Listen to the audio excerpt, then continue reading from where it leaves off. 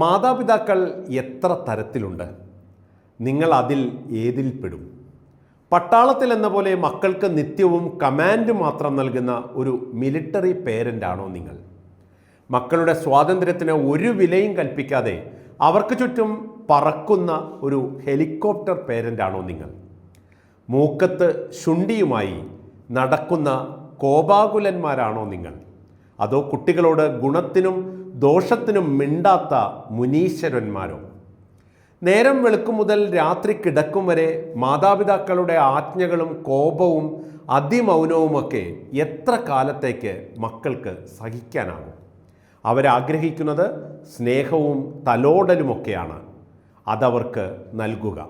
അവരെക്കുറിച്ച് പിന്നെ ആശങ്കപ്പെടേണ്ടി വരില്ല.